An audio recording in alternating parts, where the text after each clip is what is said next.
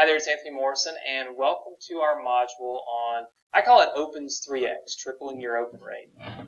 But it's basically on how to maximize the open rate for your emails. Now I'm going to draw out some of these things here for us because I want it to be very easy for you to understand the entire process. So basically, why is this important?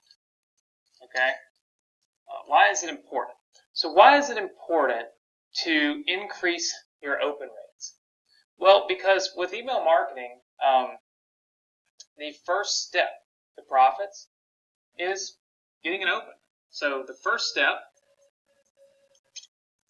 to profits is getting open.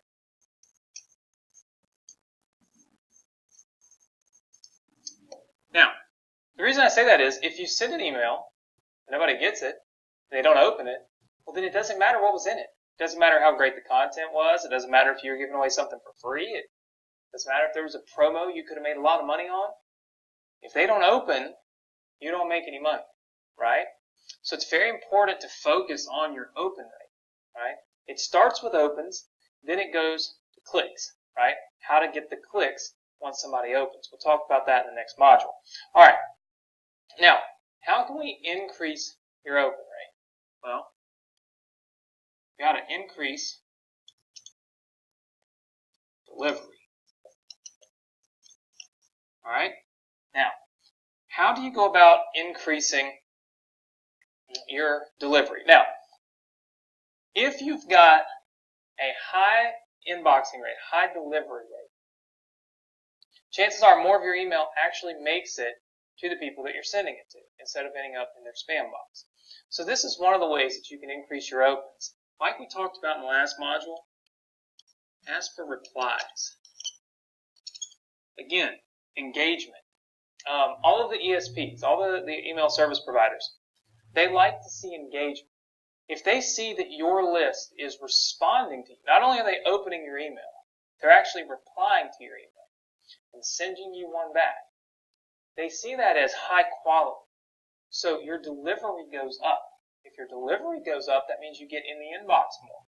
You're not stuck off in the spam box or the promotions box in Google or something like that, which means you've got a better chance at people opening your email because more people are seeing it. So the very first thing you want to focus on is increasing your delivery by obviously getting replies, low complaints. And we get the low complaints by, again, having a good rapport with your list. If you're sending emails to that list every day, but you're giving away good stuff, free stuff, good content, like we talked about in the last module, you're going to lower your complaint rate, get more replies, increase your delivery, which puts more of your emails in the inbox, gives you more chances for opens. So it all starts with, like I said, building rapport and good sending strategies. Okay, now, other ways. Let's increase our opens. Here are a few other things that you can do.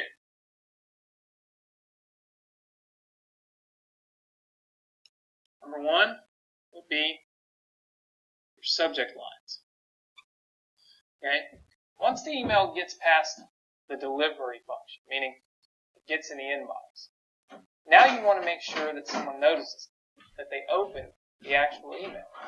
Now, we've got some other training videos inside of our members area here that go very deep into all kinds of aspects of the actual subject line, what it should be, and tips and tricks and techniques. I'm trying to point out here, this is an important piece of the puzzle. We typically like to personalize our emails. That is using, we can use the first name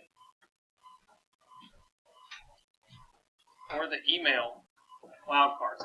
What that means is, in the email marketing software, it allows you to actually insert your subscriber's first name or their email address into the subject line. So I can say, hey, first name, this email is for you.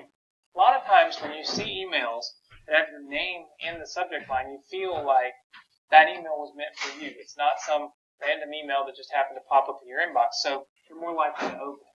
So, personalizing the subject line. your from name. Make sure that the name you're sending emails from matches something that you had on your opt-in page. If it's Gardening Plus, then make sure you're sending from, so-and-so at gardeningplus.com. In other words, recognition. You want them to recognize who is sending the email from the opt-in page or that thank you page converter that we talked about, so that people have a good sense of, okay, I know who this email's from, I know why they're sending it, so I'm going to open it. So again, don't just make up random from names. Use the name that you used on the opt-in page.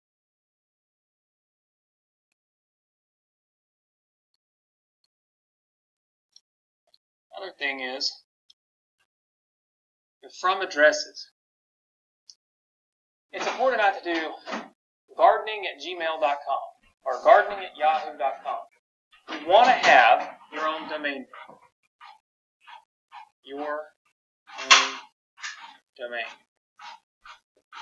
Now, a lot of the email software providers will actually tell you not to use a Gmail or Yahoo or whatever email address to send out emails.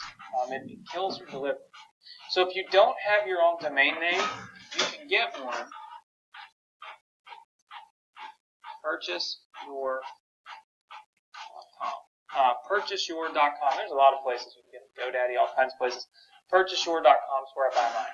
You can see a link below the video if you're interested in getting one. But you're going to need a domain name, and it needs to be relevant to what your niche is. If it's gardening, don't go buy baseballseats.com. You know what I mean? Buy something that's relevant to the opt-in page or even the opt-in page's URL itself, and then create your from name and your from address there.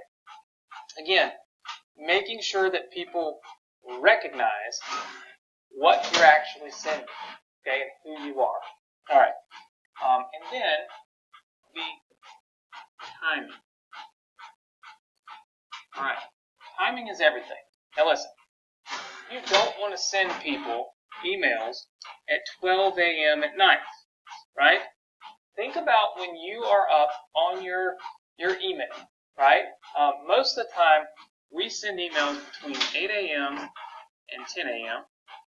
or between 1 p.m. and 3 p.m. It just depends on our list. So we test these things. We'll send an email out at 8 a.m. See what our open rate is. We'll send it out at 10 a.m. See what our open rate is. Same thing with 1, same thing with 3. And we find out about our list. Is our list more likely to open at 8, 10, 1, or 3? Because you can have drastically big differences here. If you choose to send an email at 12 a.m., you may get an open rate that's a fourth of what your open rate is at these different times of the day. So it's very, very important that you test this. There's no right answer here other than I can say that I've never seen a list that inboxes and gets more opens at 12 a.m. But testing between 8 and 3, we try to leave out lunchtime for the most part, because if people are opening, they're probably on their phone, right? But early morning, mid-afternoon, these have been the times that work best for us. But again, as you build your list, you'll have different people. That's the great thing about email marketing, but it's also like a double-edged sword. Everything we teach you in this course about email marketing applies to email marketing as a whole. But every single list is different.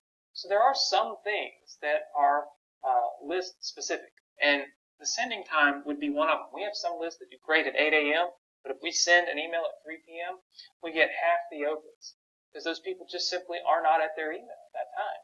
So again, I recommend literally testing all of these. Find what time gives you the best open rate, and then send the emails at that time.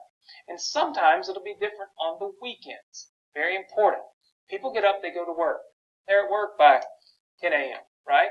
So they're at a computer, so they're working. But on Saturday and Sunday, they don't get up and go to work. So when do they get on the computer? On Saturday and Sunday. You may have to test all of these different times on Saturday and Sunday, and you may send it a different time on the weekend than you do during the week.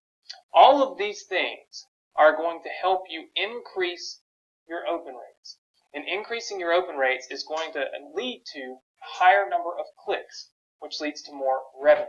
We're going to talk about that in the next module. So make sure to download the picture of this below so you can keep this in your notes, and then you can move on to the next module.